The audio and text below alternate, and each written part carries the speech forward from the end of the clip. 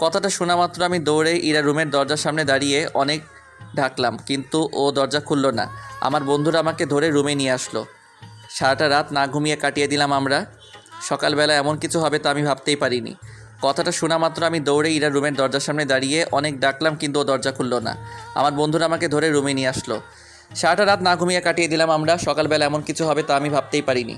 ভোর রাতে ওরা সবাই ঘুমিয়ে যায়। সকালে সবার ঘুম থেকে ওঠার আগে আমি ইরা রুমের সামনে আসলাম। আধা ঘন্টা লাগিয়ে দরজায় লক করলাম। তারপর ইরা এসে দরজা খুলে দিল। ইরাকে দেখে আমার চোখে কান্না এসে পড়ল। ও মনে হয় সারা রাত না ঘুমিয়ে কান্না করতে করতে কাটিয়ে দিয়েছে। চেহারাটা একদম বাজে দেখাচ্ছে। চোখের নিচে কালো দাগ পড়ে গেছে। হঠাৎ আমি ওর হাতের দিকে খেয়াল করলাম। ওর হাতে ওর জামা কাপড়ের ব্যাগ। মনে হচ্ছে ও এখান থেকে চলে যাবে। আমার ভাবনা কাটিয়ে ইরা বলল, একটু সাইড হয়ে দাঁড়ান, আমি বের হব। আমার ওর চলে যাওয়ার কথা শুনে আমার রাগ উঠে গেল। রাগে ওর হাত ধরে রুমের ভিতরে নিয়ে দরজা লাগিয়ে দিলাম। ইরা ভয় চুপসে গেছে, এটা ওর চেহারা দেখে বোঝা যাচ্ছে। কোথায় যেতে চাচ্ছিলে? ইরা নিশ্চুপ, শুধু কান্না করছে। কি হলো, এমন মরা কান্না করছো কেন? কেউ কি মারা গেছে? আমি কাউকে জবাব দিতে বাধ্য নই। ইরা, তুমি কালকে যা দেখেছো তা সব ভুল। আমি তোমাকে অনেক ভালোবাসি। প্লিজ আমাকে বোঝানোর একটু সময় দাও। প্লিজ আপনি এখান থেকে চলে যান। কান্না করতে করতে বলল ইরা, প্লিজ একটু সময় দাও আমাকে বোঝানোর। প্লিজ একটু সময়। আপনি যদি এই মুহূর্তে এখান থেকে চলে না যান তাহলে আমার মরা মুখ দেখবেন। চিৎকার দিয়ে বলল, ঠিক আছে চলে যাচ্ছি, কিন্তু একটা কথা বলতে চাই, তুমি অনেক বড় ভুল করছো। কান্না করতে করতে চলে আসলাম। রুমের দরজা খুলে দেখি বন্ধুরা দাঁড়িয়ে আছে। আমি ওদেরকে কিছু না বলে নিজের রুমে চলে এলাম। সব জামা কাপড় গুছিয়ে বাইরে চলে আসলাম। কি হয়েছে? তুই তো জিনিসপত্র গুছিয়ে নিলি কেন? সব দোষ আমার জন্যই হয়েছে। চল, সব এখন আমি ঠিক করে দিব। দেখ দোস্ত, তুই চলে যাস না, সব কিছু ঠিক হয়ে যাবে। না রে দোস্ত, বাসে একটু সমস্যা হয়েছে তাই চলে যাচ্ছি। ভুলে যাস না, আমরা তোর বন্ধু। আমাদের কাছে তুই মিথ্যা কথা বলিস? সব হারামিগুলো এসে আমাকে জড়িয়ে ধরলো। দোস্ত, এখন আমার যেতে হবে, প্লিজ আমাকে যেতে দে। অনেক বোঝানোর পর ওরা আমাকে ছাড়লো।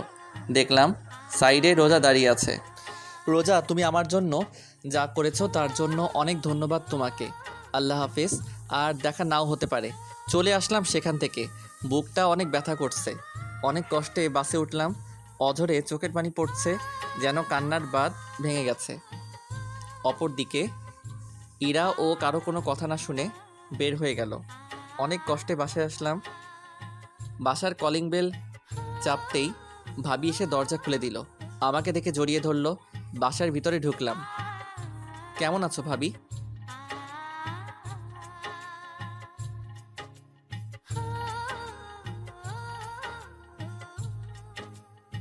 হঠাৎ ভাবি আমার চেহারার দিকে তাকিয়ে অবাক হয়ে তাকিয়ে রইল।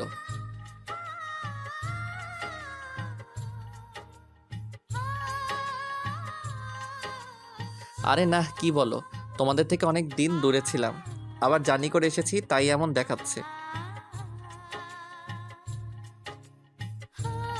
আরে কিছু না, তুমি বলো আম্মু কোথায়? ঠিক আছে ভাবি, আমি আমার রুমে গেলাম। রুমে চলে এলাম। ভিতরটা কেমন জানি লাগছে।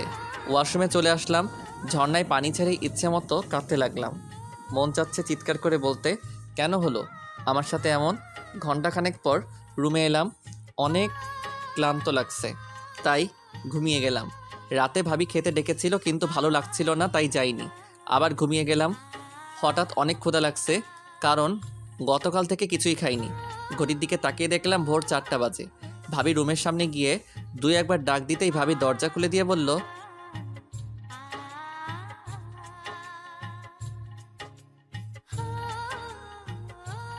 থ্যাংক ইউ ভাবি। তারপর ভাবি আমাকে খাবার গরম করে দিল। ভাবি, আমার ভালো লাগছে না, প্লিজ আমাকে খাইয়ে দিবে? ভাবি আমাকে খাইয়ে দিতে লাগলো। হঠাৎ ভাবি আমাকে জিজ্ঞেস করলো, কি কথা? ভাবি, আমি এসব নিয়ে এখন তোমার সাথে কথা বলতে পারবো না, প্লিজ জোর করো না প্লিজ, বলে সেখান থেকে চলে আসলাম রুমে। এভাবে আরও 2 দিন চলে গেল। কারোর সাথে কোনো প্রকার কথা বলিনি। ভাবি খাবারের জন্য ডাকলে খেতাম না। রাতে ছাদে বসেছিলাম। হঠাৎ ভাইয়া আর ভাবি আসলো। ভাইয়া আমাকে জিজ্ঞেস করলো সেখানে কি হয়েছিল। ভাইয়াকে সব খুলে বললাম। ঠাস, ভাইয়া আমাকে একটা থাপ্পড় মারলো। বলেছিলাম না বেশি কিছু না করতে, তারপরও কেন করলি? যা হবার তা হয়ে গেছে, এখন সামনে কি করবি সেটা চিন্তা কর। কাল থেকে প্রতিদিন অফিসে যাবি, আমি আব্বুকে বলে দেব, ঠিক আছে? ঠিক আছে। তো এখন অনেক রাত হয়ে গেছে, রুমে যা। ঠিক আছে বলে রুমে চলে আসলাম। এভাবে চলে গেল একটা বছর। নিজের কেবিনে বসে কাজ করছি, এমন সময় ভাইয়া আসলো আর বলল, আরিফ, আমাকে একটা হেল্প করে দিতে পারবি? বলো কি হেল্প? তোর ভাবি রুহিকে একটু শপিং করতে নিয়ে যাবে, প্লিজ ভাই, না করিস না, আমার জরুরি একটা মিটিং আছে, প্লিজ জানা। না আমি পারবো না। প্লিজ মানা করিস না। ঠিক আছে যাব, কিন্তু টাকা তুমি দিবে। ঠিক আছে। বলে ভাইয়া তার মানিব্যাগ থেকে একটা কার্ড দিল। আমি সোজা বাসায় চলে আসলাম। বাসায় কয়েকবার কলিং বেল বাজাতেই ভাবি এসে দরজা খুলে দিল।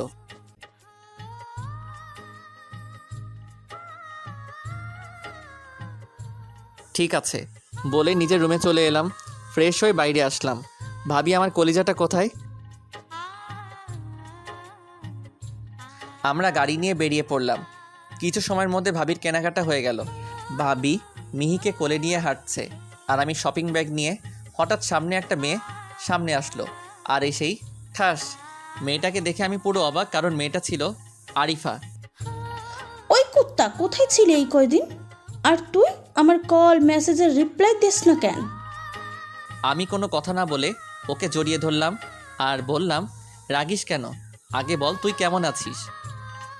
আগে তুই আমার কথার জবাব দে, আমাকে ছাড়িয়ে। এমনি আর কি। তুই আমার উপর রেগে আছিস তাই না? আরে না, তোর উপর রেগে থাকবো কেন? তুই আমার কিউট একটা কুত্তি। এখন বল তুই কেমন আছিস আর বাকিগুলোর কি অবস্থা?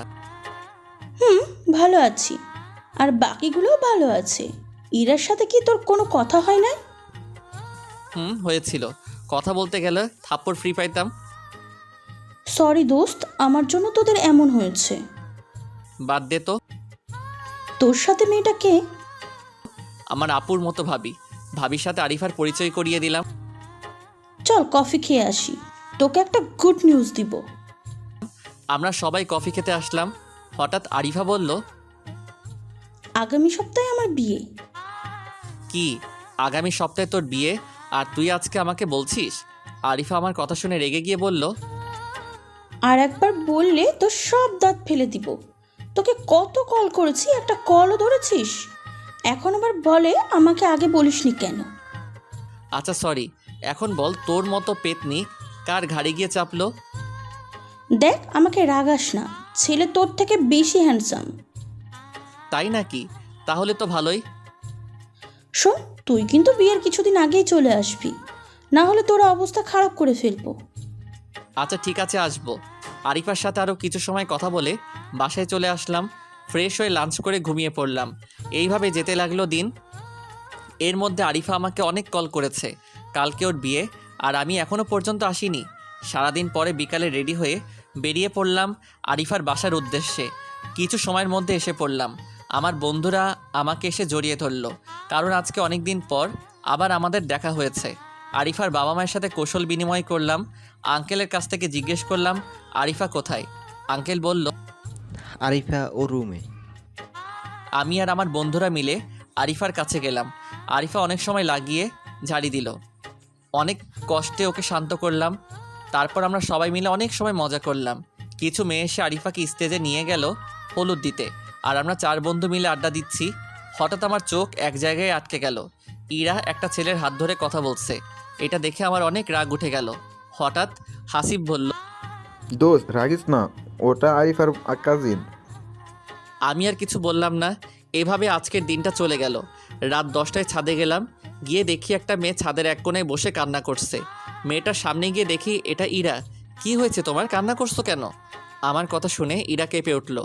ইরা কিছু না বলে আমার পাশ কাটিয়ে চলে যেতে লাগলো। আমি ইরার হাত ধরে ফেললাম। তোমার সাথে আমার কিছু কথা আছে। আপনার কথা শোনার মতো আমার কাছে সময় নেই। ইরাকে একটা হ্যাচকা টান দিয়ে আমার সামনে আনলাম। আমি বললাম, না, আমার তোমার সাথে জরুরি কথা আছে। আপনার মতো বাজে ছেলের কথা শোনার মতো আমার সময় নেই। ঠাস, আজকে অনেক দিন পর তৃপ্তি পেলাম ইরাকে থাপ্পড় মেরে। এখন চুপচাপ আমার কথা শুনবি। তার আগে যেন তোর মুখ থেকে কোনো শব্দ যেন না আসে। ইরা নিশ্চুপ হয়ে ফুপিয়ে ফুপিয়ে কাঁদছে। আমি বলতে লাগলাম, আমি যেই দিন থেকে তোমাকে প্রথম দেখেছিলাম সেই দিন থেকে তোমাকে ভালোবাসি। তোমাকে অনেকবার বলতে চেয়েছি, কিন্তু তোমার এই রাগের ভয়ে আর বলতে পারিনি। আমি আমাদের অফিসে না গিয়ে তোমার অফিসে কেন জয়েন করেছি জানো? শুধু তোমার জন্য। অফিসের প্রথম দিন তুমি আমাকে থাপ্পড় মেরেছো, সেটা নিয়ে আমার কোনো আপত্তি নেই, কিন্তু তুমি আমাকে আপনি করে কথা বলেছো, সেই দিন অনেক কষ্ট হয়েছিল। অনেক দিন তোমাকে আমি আমার মনের কথা বলতে চেয়েছি, কিন্তু কোনো দিন সে সাহস হয়নি। যেই দিন ভেবেছি আজকে তোমাকে আমার মনের কথা বলবো, সেই দিন তুমি ফোনে কার সাথে যেন কথা বললে, আর আমার কথাটা পর্যন্ত শুনোনি। তাই আমি রোজা আরিফা একটা প্ল্যান করি যে তুমি আমাকে ভালোবাসো নাকি না। তুমি সেই দিন আমার কোনো কথা শুনলে না। তুমি তোমার কথাতেই আটকে ছিলে, আর আমাকে তোমার সামনে থেকে চলে যেতে বললে। এই একটা বছর অনেক কষ্টে কাটিয়েছি। অনেকবার তোমার সাথে কথা বলতে এসেছিলাম, কিন্তু প্রতিবারই তুমি আমাকে অপমান করে তাড়িয়ে দিয়েছো। আর না, আমি এত বেহায়া হয়ে যাইনি, এখনও তোমার অপমান সহ্য করব। ভালো থেকো, আর কোনো দিন তোমার সামনে আসবো না বলে চলে আসলাম। ইরা বসে কান্না করতে লাগলো। আমি রুমে এসে ঘুমিয়ে পড়লাম। সকালে ফ্রেশ হয়ে নাস্তা করে ছাদে বসে বন্ধুদের সাথে আড্ডা দিচ্ছিলাম। এমন সময় আরিফার সাথে 4 জন মেয়ে আসলো। আরিফা আমাদের তাদের সাথে পরিচয় করিয়ে দিল। আরিফা চলে গেল। আমরা সবাই মিলে আড্ডা দিচ্ছিলাম। হঠাৎ ছাদের বিপরীত পাশে তাকিয়ে দেখলাম ইরা আমাদের দিকে রাগী দৃষ্টিতে তাকিয়ে আছে। আমি ওকে দেখেও না দেখার ভান করে আড্ডা দিতে লাগলাম। অনেক সময় আড্ডা দেওয়ার পরে রুমে চলে আসলাম। রুমে এসে ফ্রেশ হয়ে দেখি বাইরে বের হয়ে আসলাম। এর মধ্যে শুনি বর চলে এসেছে। আমি আর আমার বন্ধুরা মিলে একটা প্ল্যান করলাম বরকে একটু ভয় দেখানোর। আমরা 4 জন মিলে বরের সামনে গেলাম। বরের সামনে আমি বন্ধুদের উদ্দেশ্য করে বললাম, ওই তোরা ওকে সাইডে নিয়ে আস, আজকে ওকে মেরে ওর লাশ নদীতে ফেলে দিব। ও আমার ভালোবাসাকে বিয়ে করতে। ভাই আপনারা কারা আর আমার সাথে এমন করছেন কেন? তোর সাহস তো কম না, তুই আমাদের উপর কথা বলিস? সরি ভাই, মাফ করে দিন, ভুল হয়ে গিয়েছে। হঠাৎ আমাদের পিছন থেকে আরিফা বলে উঠল, কিরে তোরা এখানে কি করছিস? আমরা সবাই একসাথে উত্তর দিলাম, কিছু না, তোর বরের সাথে কথা বলছিলাম। তোদের আমার চেনা আছে, তোরা কেমন? আরে তোর বরকে জিজ্ঞেস করে দেখ, আমার কেউ কিছু বলেছে কি? ভাই তুমি বলো তো, আমরা তোমাকে কিছু বলেছি কি? ঠিক আছে বাদ দে, এখন তোদের সাথে পরিচয় করি দি। ও হচ্ছে শুভ, আমার হবু স্বামী। মানে কিছু সময়ের মধ্যে আবার কি? আমাদের ওর বরের সাথে পরিচয় করিয়ে দিল। আরিফা ওর স্বামীকে উদ্দেশ্য করে বলল, ওরা যদি তোমাকে কিছু বলে থাকে তাহলে আমি ওদের হয়ে তোমার কাছে মাপ চাচ্ছি। আমরা আরিফা আর ওর বরের সাথে ওর কিছু সময় ফাইজলামি করলাম। কিছু সময়ের মধ্যেই আরিফার বিয়ে হয়ে গেল। আজকে অনেকবার ইরা কথা বলতে এসেছিল, কিন্তু ওর উপর একটু বেশি রাগ হয়ে গেছে, তাই কোনো কথা বলিনি। সবার থেকে বিদায় নিয়ে বাসায় চলে আসলাম। বাসায় এসে ফ্রেশ হয়ে সবার সাথে কিছু সময় কথা বলে খাবার খেয়ে ঘুমিয়ে পড়লাম। সকালে সবার থেকে বিদায় নিয়ে বাসায় চলে আসলাম। বাসায় এসে ফ্রেশ হয়ে সবার সাথে কিছু সময় কথা বলে খাবার খেয়ে ঘুমিয়ে পড়লাম। সকালে ঘুম থেকে উঠে ফ্রেশ হয়ে নিচে গিয়ে দেখি সবাই কী নিয়ে যেন কথা বলছে। আমাকে দেখে সবাই চুপ হয়ে গেল। আমি আর কিছু না বলে খাবার খেতে লাগলাম। হঠাৎ ভাইয়া বলল, আরিফ আজকে বিকালে তুই মালয়েশিয়া যাচ্ছিস? আমি ভাইয়ার কথা শুনে ভাইয়ার দিকে তাকিয়ে রইলাম। ভাইয়া আবার বলতে শুরু করলো, মালয়েশিয়ায় আমাদের যে অফিসে আছে সেখানে কিছু সমস্যা দেখা দিয়েছে, তাই আমাদের মধ্যে কাউকে সেখানে যেতে হবে। কিন্তু আমি কেন? কারণ আমার একটা জরুরি মিটিং আছে, আর আব্বুর বয়স হয়েছে, তাই আব্বুও যেতে পারবে না, তাই তোকে যেতে হবে। ঠিক আছে আমি যাব, কিন্তু কয়েকদিনের জন্য যেতে হবে। 4 দিনও লাগতে পারে, আবার 5 দিনও। আর আজকে বিকাল 5টায় তোর ফ্লাইট। আচ্ছা ঠিক আছে। খাবার শেষ করে রুমে চলে এলাম। ভাবি আমার জামা কাপড় ব্যাগে গুছিয়ে দিচ্ছে, আর আমি বসে পাবজি খেলছি। এইভাবে কিছু সময় চলে গেল। দুপুরে লাঞ্চ করে সবার থেকে বিদায় নিয়ে আমি আর ভাইয়া এয়ারপোর্টের উদ্দেশ্যে রওনা দিলাম। অবশেষে ফ্লাইটে উঠলাম। ফ্লাইট টেক অফ করলো মালয়েশিয়ার উদ্দেশ্যে। অবশেষে চলে আসলাম মালয়েশিয়ায়। অফিসের ম্যানেজার আমাকে নিতে আসলো। এইভাবে চলে গেল 3টা দিন। কালকে বাংলাদেশে আবার চলে যাব। রাতে ডিনার করে ঘুমিয়ে পড়লাম। সকালে উঠে ফ্রেশ হয়ে লাঞ্চ করে এয়ারপোর্টের উদ্দেশ্যে রওনা দিলাম। কিছু সময়ের মধ্যেই বাংলাদেশে পৌঁছে গেলাম। এয়ারপোর্ট থেকে বের হয়ে দেখি আমার পরিবারের কেউ নেই। হঠাৎ ড্রাইভার আমার সামনে এসে বলল, চলেন স্যার, আপনাকে নিয়ে যেতে বড় স্যার আদেশ করেছে। আমি কিছু না বলে গাড়িতে উঠলাম। গাড়ি চলছে তার আপন গতিতে। এর মধ্যে আমি বাসায় অনেকবার কল করেছি, কিন্তু কেউ ফোন রিসিভ করেনি। মনের ভিতর কেমন জানি একটা সন্দেহ সৃষ্টি হলো। আর কিছু না ভেবে কিছু সময়ের মধ্যে বাসায় পৌঁছে গেলাম। কিন্তু বাসায় পৌঁছে আমি পুরো অবাক। পুরো বাসা ডেকোরেশন করা হয়েছে। আমি ভাবতে লাগলাম আজকে কি এমন যে এত আয়োজন করা হলো। বাসার কলিং বেল বাজাতেই ভাবি এসে দরজা খুলে দিল।